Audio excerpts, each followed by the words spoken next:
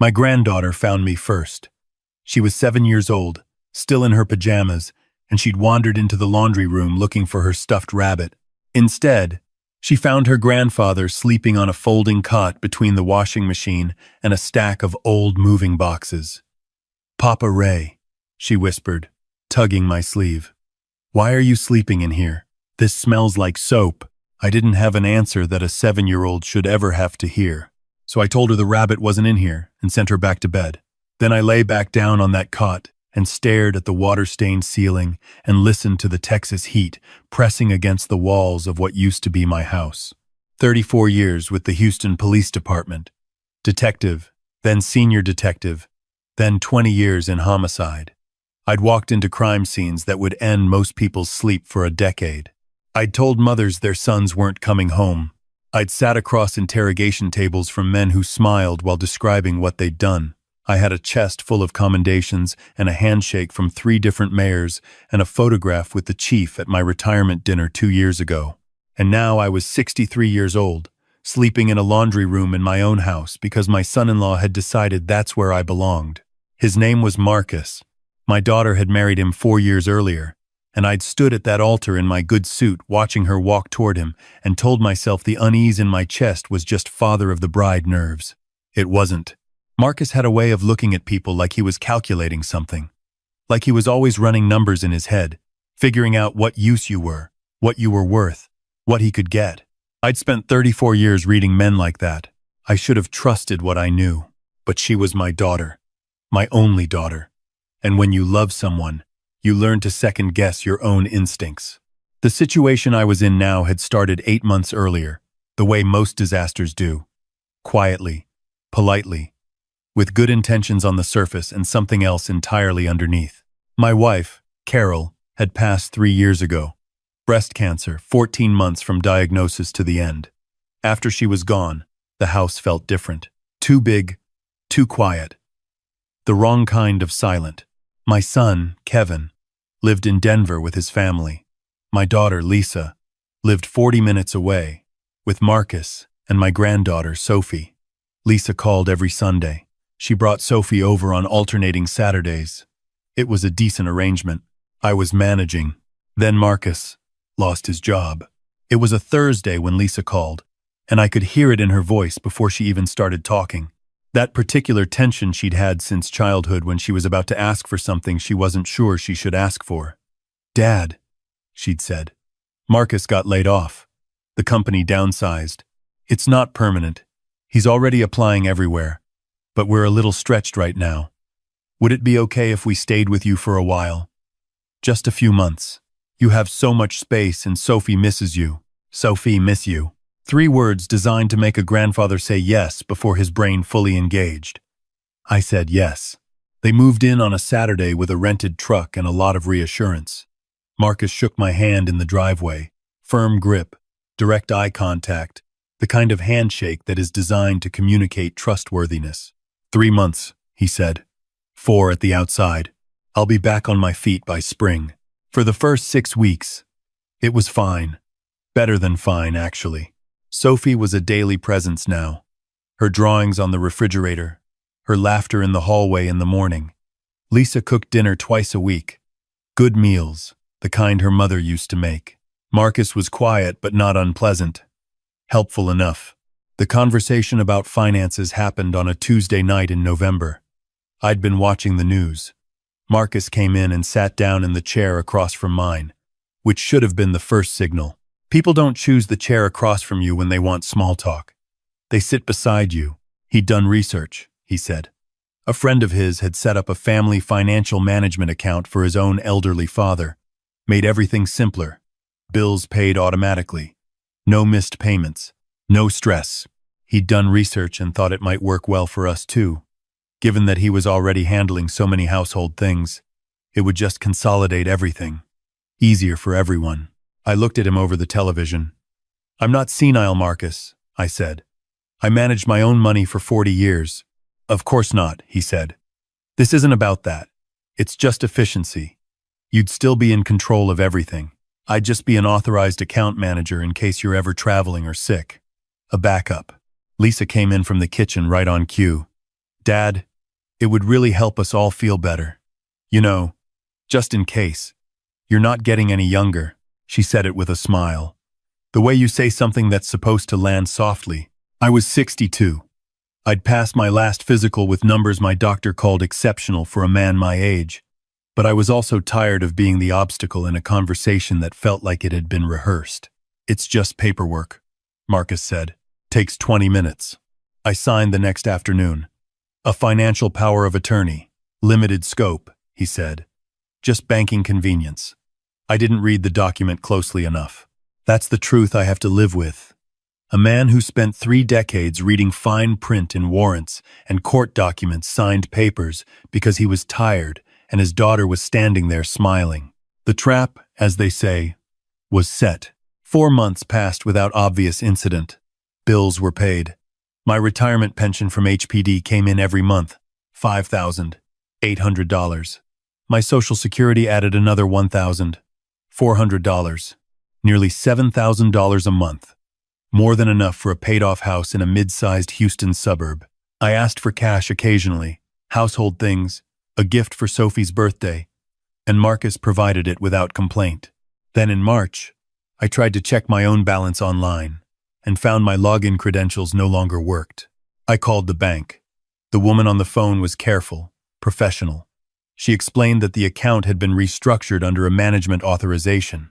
The primary online access was now tied to a different profile. If I wanted to access my account, I would need to visit a branch with identification and the relevant documentation. I visited the branch the next morning. A young manager named Derek sat across from me with the careful expression of someone about to deliver bad news they've been trained to deliver gently. Mr. Caldwell, he said, the account is currently under authorized management. The pension deposits are being automatically transferred to a secondary joint account upon receipt. I can see the deposits are arriving, but the transfers happen within minutes. So my money was arriving and immediately disappearing. Where? I asked. He showed me the account number. I memorized it the way I used to memorize plates and addresses and case numbers. 34 years of training.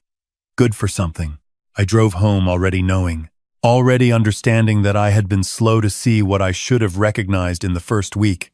Marcus had needed money. He'd found a legal way to take mine, and my daughter had helped him do it. When I confronted him that evening, I made the mistake of doing it alone.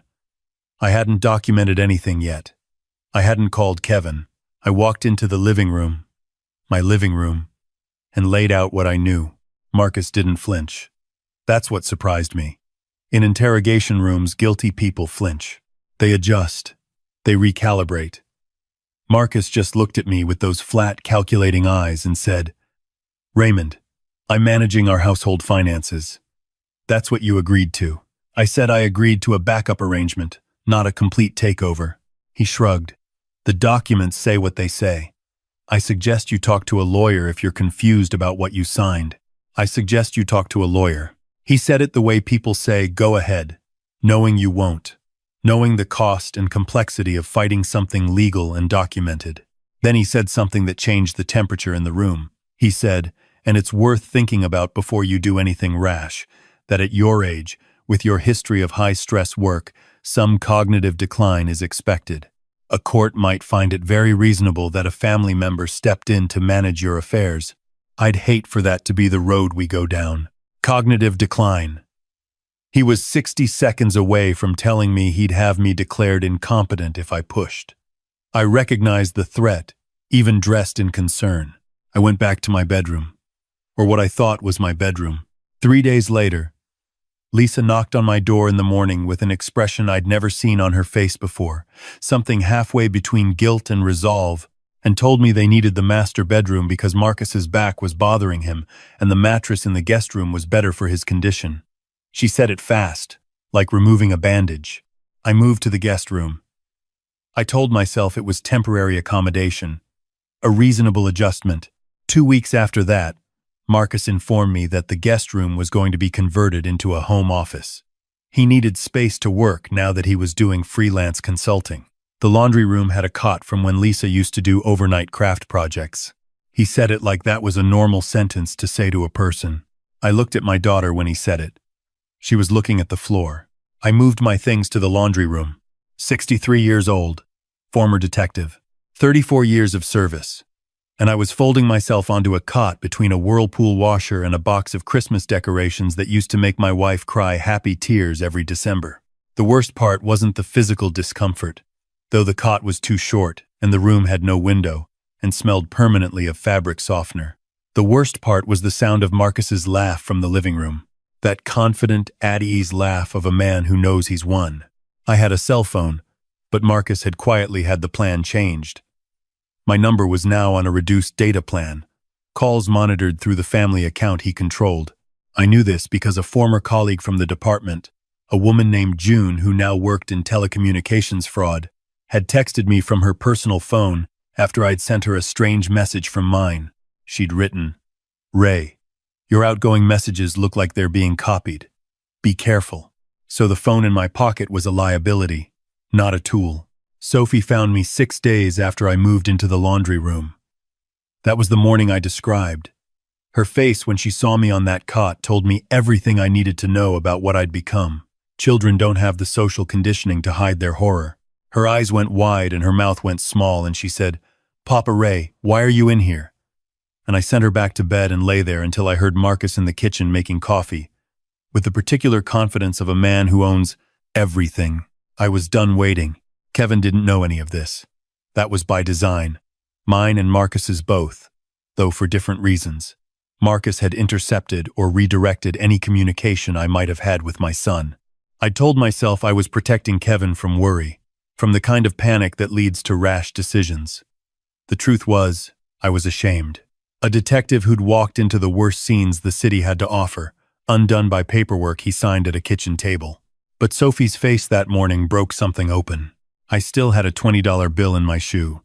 Old habit from the job, always carry something they don't know about. I waited until a Saturday afternoon when Marcus took his car to get detailed and Lisa took Sophie to her dance class. I walked 6 blocks to the CVS on Westheimer, bought a prepaid phone with the $20 and the change I'd accumulated in my jacket pocket over 2 weeks. I programmed in 2 numbers, Kevin's cell and June's personal line. I texted Kevin from the parking lot. 4 words. Call me. New number. He called in 11 minutes.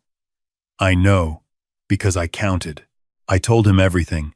The whole timeline, flat and factual, the way I used to brief cases. Dates, amounts, specific incidents, the POA, the redirected pension, the bedroom, the laundry room, the cognitive decline threat. Kevin listened without interrupting, which told me he was taking notes. He was an accountant. He processed information in columns. When I finished, he was quiet for a moment.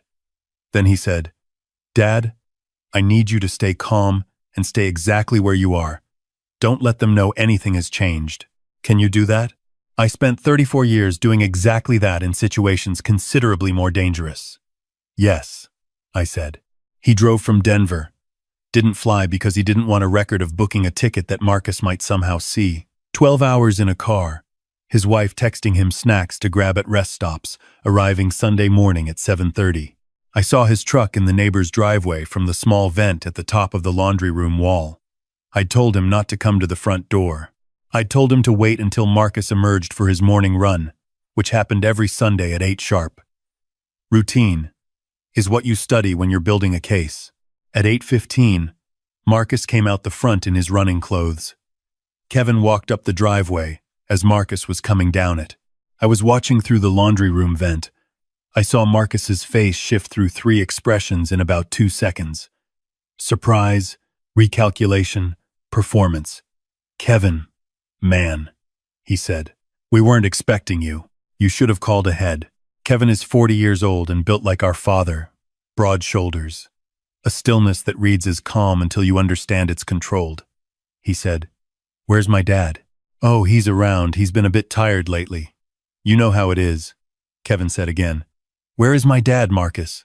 "Not where is he around. I want to see him right now."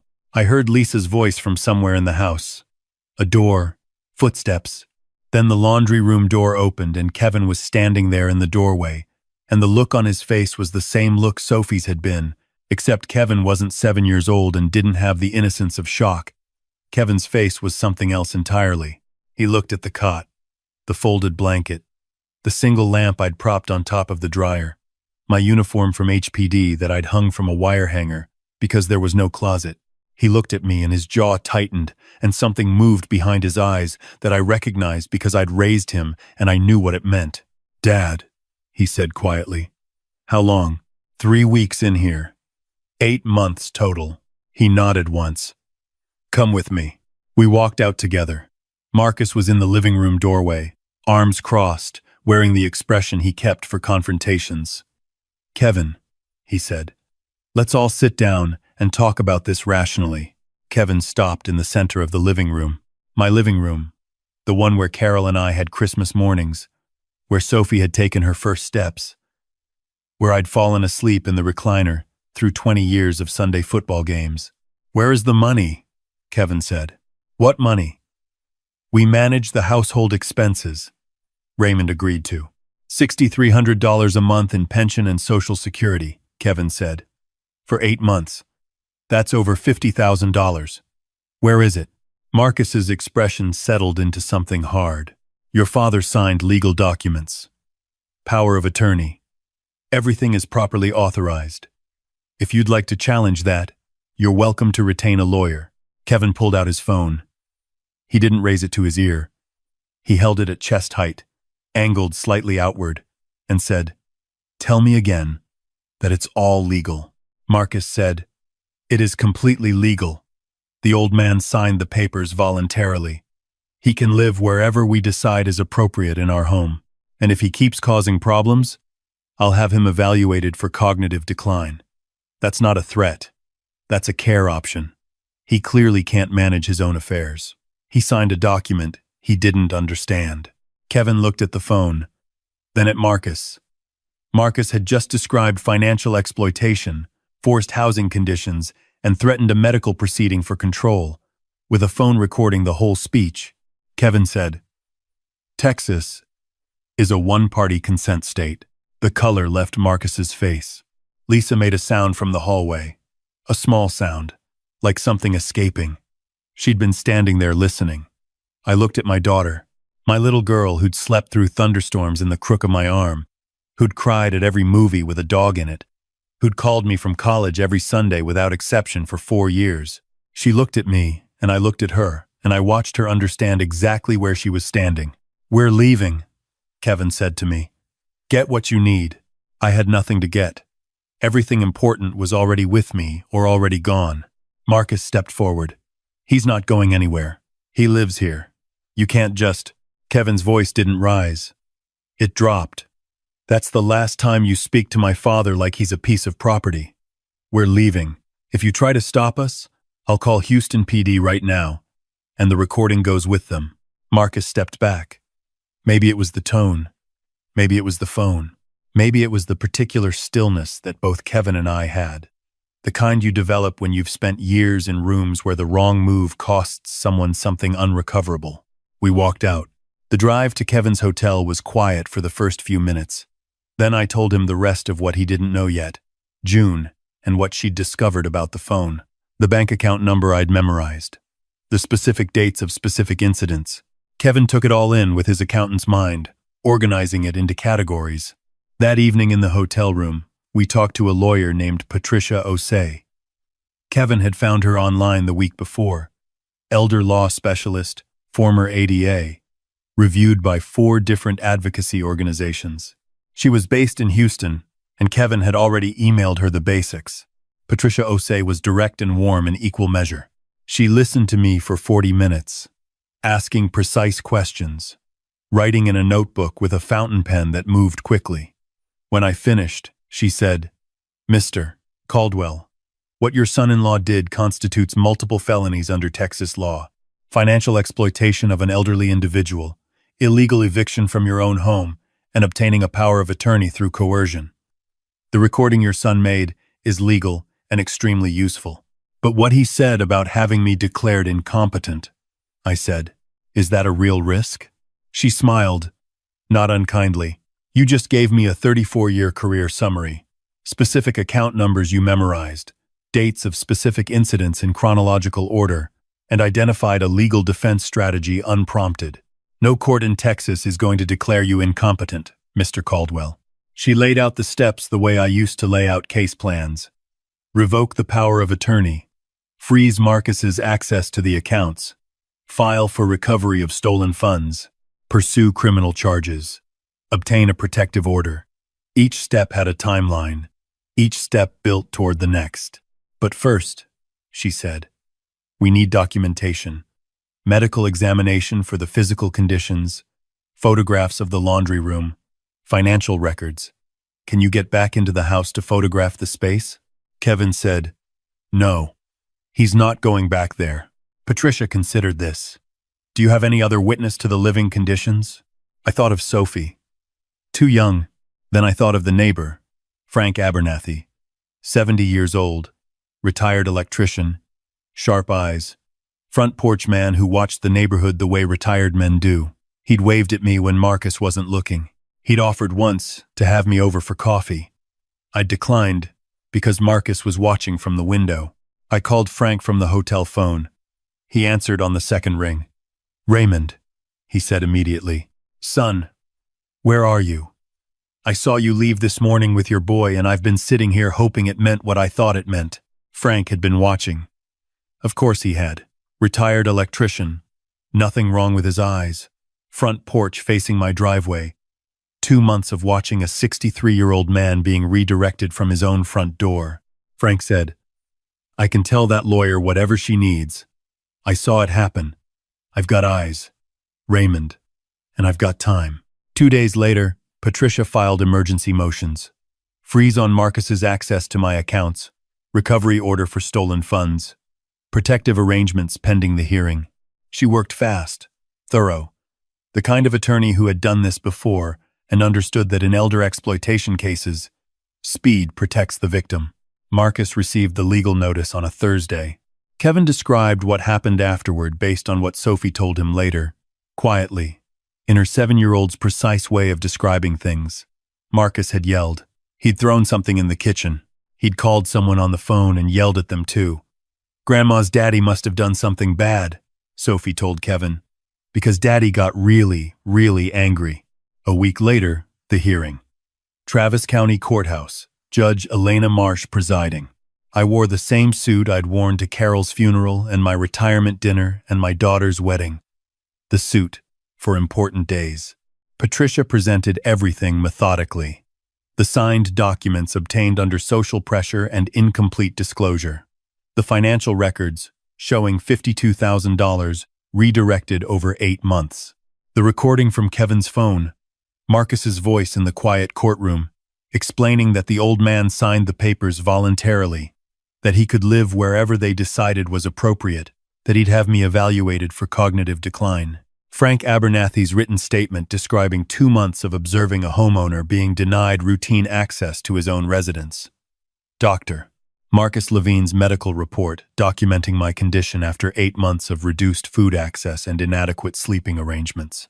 Marcus's attorney, a nervous young man from a small firm who clearly had reviewed the evidence the day before and realized what he was walking into, argued that the arrangements were voluntary, a family accommodation, a misunderstanding of expectations.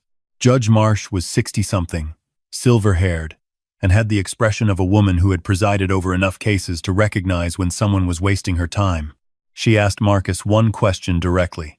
Mr. Garrett, do you dispute that this recording captures your voice? He did not. She was quiet for a moment. Then she said, in 30 years on this bench, I have heard many explanations for why a family member was found sleeping in a utility room of their own paid-off home. I have never heard one that was satisfactory. Today continues that tradition. She voided the power of attorney. She ordered full restitution of the redirected funds within 60 days. She ordered Marcus and Lisa to vacate the property within 72 hours. She issued a protective order, and she referred the financial exploitation charges to the Travis County District Attorney's Office for criminal prosecution. The gavel came down. The sound was small in that big room. In the hallway afterward, Lisa approached me. She'd aged in the months since all this had started, though I doubt she knew that. She stood a few feet away with her hands folded in front of her and said, "Dad, I need to say something." I waited. "I knew it was wrong," she said. "I knew from the beginning it was wrong, and I told myself we needed the money, and that you were okay, and that it was temporary, and I told myself those things until I almost believed them." "Almost," I said. She nodded. "I'm going to cooperate with the DA.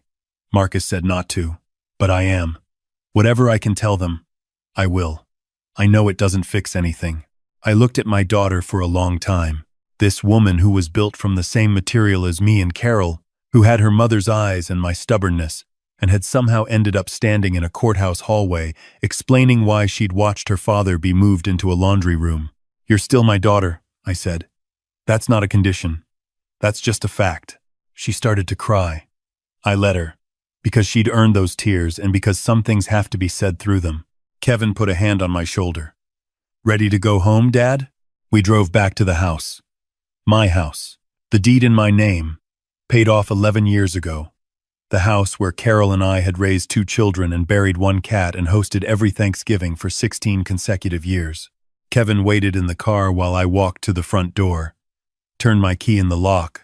Stepped inside. The air was different when you walked into your own home knowing it was actually yours again. Or maybe I was different. Maybe I was just paying closer attention. I walked through the rooms. They'd rearranged some things. New furniture I didn't recognize. Bought with money I'd earned. A television in the bedroom that hadn't been there before. But the bones of the place were the same. Carol's garden through the back window. Still alive despite no one tending it properly. My HPD photograph on the hallway wall where I'd hung it the day I retired. Sophie's old drawings still on the refrigerator from the weeks she'd lived here. Little crayon figures she'd labeled with names. Kevin came in behind me, said nothing, just put his hands in his pockets and stood there with me. The locksmith arrived at 2 o'clock, changed everything. Front door, back door, garage, the side gate, new keys, 2 sets. I held mine and felt their weight. At 4, June from the telecommunications office came by to help me set up a new phone plan. My own account, my own everything. Security settings, properly arranged by someone who understood security. She sat at my kitchen table and worked, and told me stories from the department, until we were both laughing, which I hadn't done in something like 8 months, and which turned out to feel like drinking water after a long dry stretch. Frank Abernathy came over at 6 with his wife, Louise, who brought a pot roast because she said nothing heals a person like pot roast, and she'd been right about everything else for 62 years of marriage, so she might as well be right about that. We ate at my dining room table, 4 of us, and talked about the neighborhood and the weather, and the Texans' chances this season, and nothing consequential at all. And it was exactly right. That night, Kevin and I sat on the back porch watching the last of the Texas sunset. Sophie was with Lisa, somewhere I didn't know yet, beginning whatever came next for them. "You know what I keep thinking about?" I said. Kevin looked over. "I spent 34 years protecting other people," I said.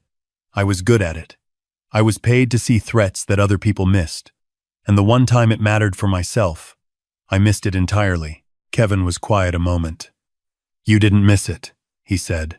"You just trusted family. That's not a failure of instinct. That's what love does." I thought about that. "Maybe," I said. We sat until the stars came out over Houston.